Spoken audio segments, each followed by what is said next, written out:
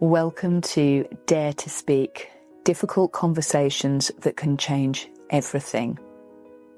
This is a place for you to bring those difficult conversations that you've been mulling over, that you've been thinking about while you've been walking around, doing the washing up or commuting to work. I'm Stanway. I am a philosopher, psychotherapist of 25 years, divorce and breakup coach, and I help people in the moments where there's a difficult conversation they just don't know how to handle. This is a moment, your moment, to pause, reflect, and have a bit of breathing space to think about what matters to you and how to tackle those difficult moments. Using insight, reflection, case studies, and examples, I will guide you through those difficult conversations in a safe and constructive way. So let's begin.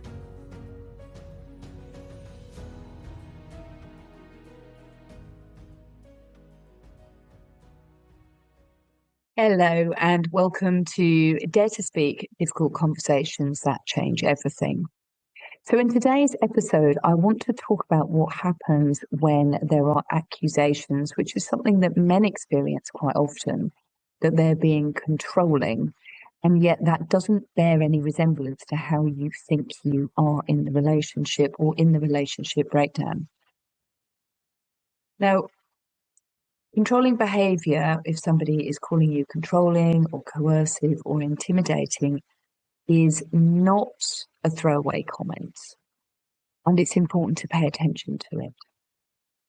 So I worked with a guy, let's call him Richard, and he was very controlled and regulated actually in his work life. He had a senior position, he coached his children's football team. In many ways, he was calm, regulated, and saw himself that way as caring, emotionally available, and able to help and support people. But in his marriage, in the arguments, what was happening is he was becoming something that he didn't recognize. He was loud, he was argumentative, he was controlling, he was repetitive. He couldn't stop himself going over the same ground again and again. He couldn't tolerate it when the conversation wasn't going the way that he wanted it. And he could not let the conversation end without there being some kind of resolution. And he was aware that this was wrong, but his solicitor was advising him he did need to calm down his communications and be more calm and more regulated. So I sat and listened to Richard when he came. And I said, and this is not to excuse toxic or difficult behavior, because I do come across this a lot within my work. But what I noticed is he was emotionally deregulated.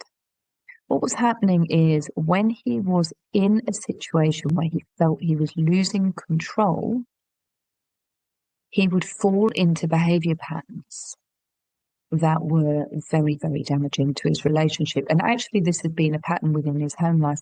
And this isn't unusual within relationships. This is something that I can see happening ever so often. And I'll often say to clients, what would you do in a work environment? Would you behave this way in a work context? And they go, no, definitely I wouldn't do that.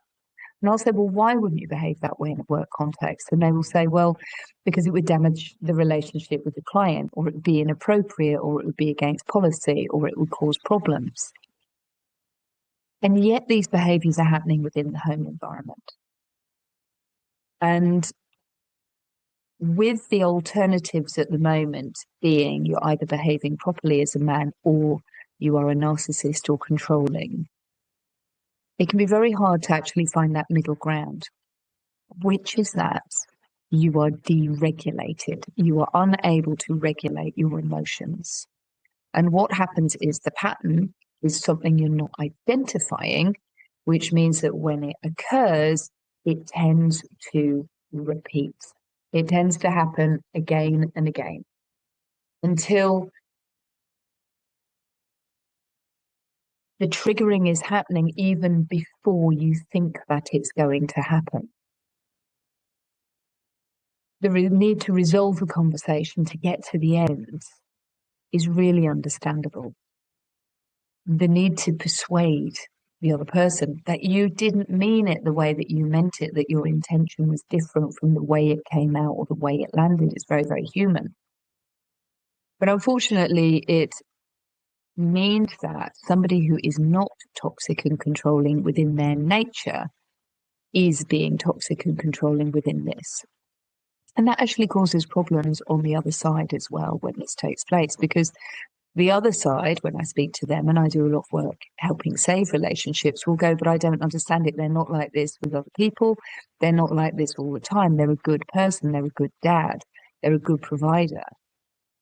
But when it goes deregulated, it goes deregulated.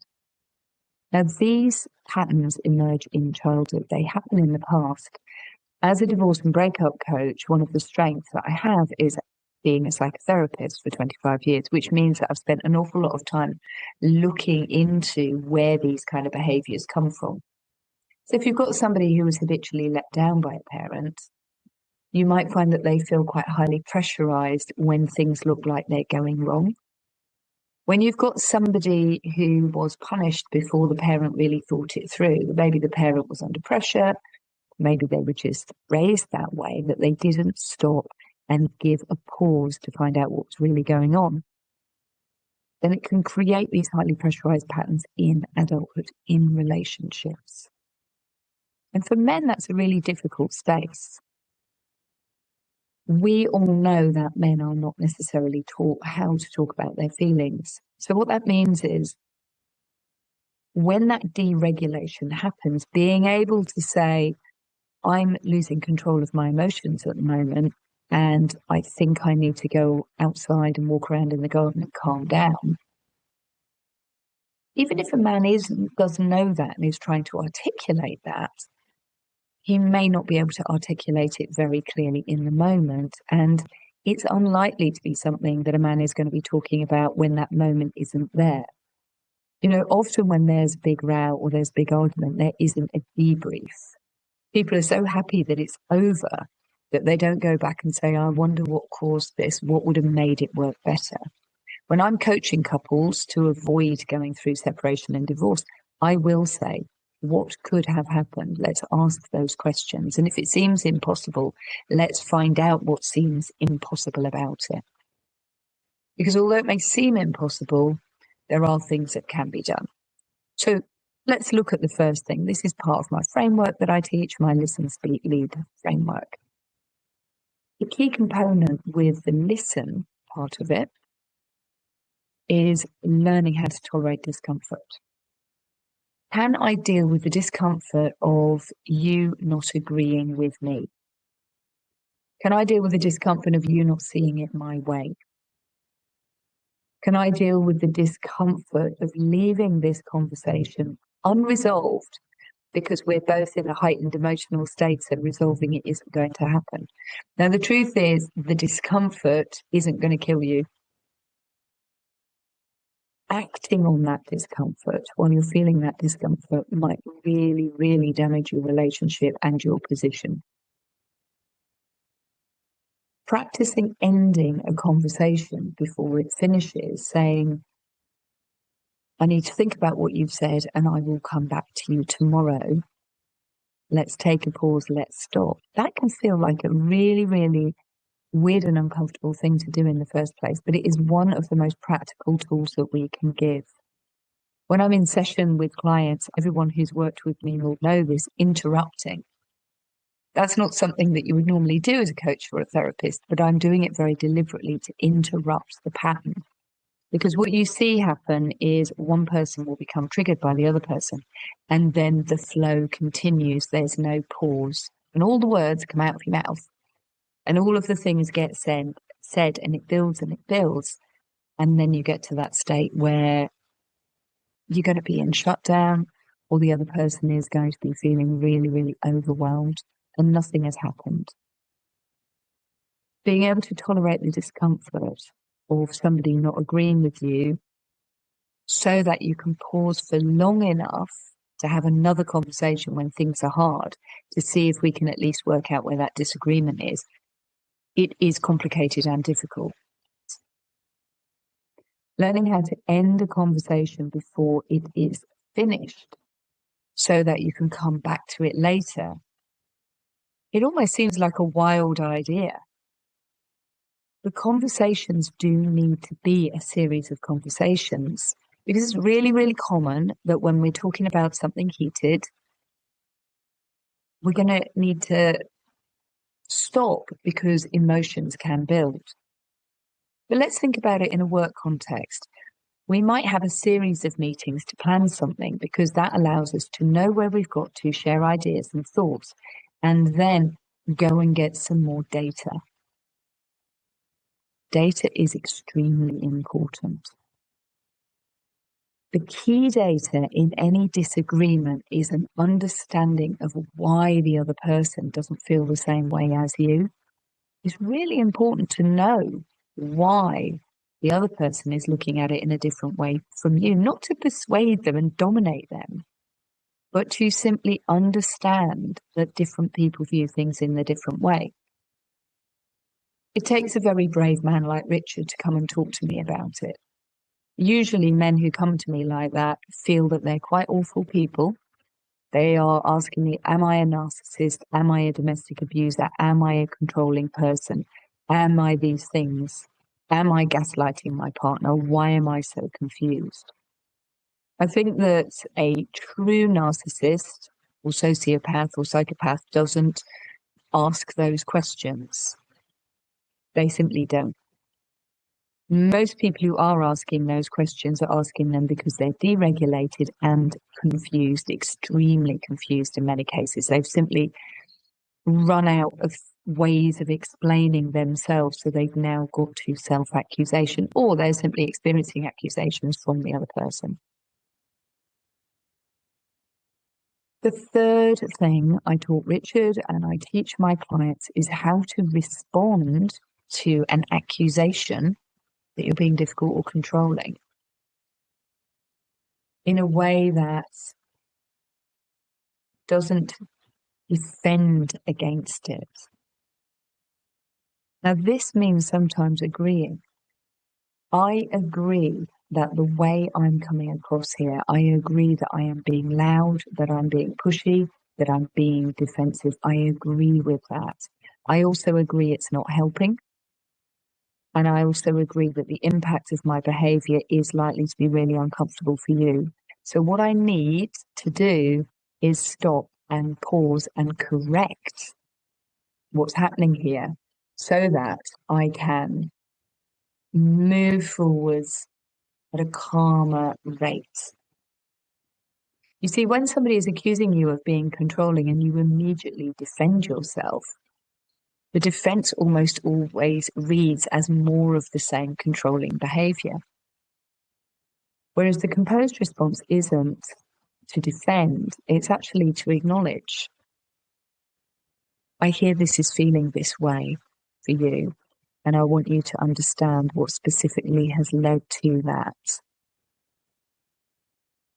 I want to say that we are disagreeing at the moment, and it's made me feel defensive, it's made me feel deregulated, and it's led to me escalating the volume of my conversation, the intensity of my conversation, and I want to be able to stop this. And I can hear that when this has happened to me, when I have become deregulated, that's had an impact on you. So if I go back to Richard, who was really good, he learned these tools. What happened for him is he stopped being the problem in the room. He actually started becoming much more composed because he began to notice that he was getting deregulated, and he had the tools to be able to say that. And that shift was noticed by his solicitor. It was noticed by his wife's solicitor, and it actually allowed them to safely go to mediation. Because his wife could see that he wasn't being passive, he wasn't being a pushover, but he had become somebody who was taking charge, taking responsibility for his behavior. And because he was taking responsibility for his behavior ceased to be something that was used as evidence against him. His children could experience him as steady. He became somebody who could sit through difficult conversations and say nothing that he was going to regret later. And it wasn't a little thing to do this. In separation, this is almost everything. Perhaps you are scrolling through Instagram or one of the social medias thinking, am I this person? You know, being described as controlling doesn't mean that you are controlling. But it could mean that in the moment your behaviour has become deregulated. And I want to imagine if you drive a car, when you feel that the car's going out of control, the most common natural thing is to grip the wheel tighter, to hold on tighter to what we think we're losing or what we think we're damaging or what we think we're going to not have anymore. And that tight control is experienced by the other person as controlling behaviour.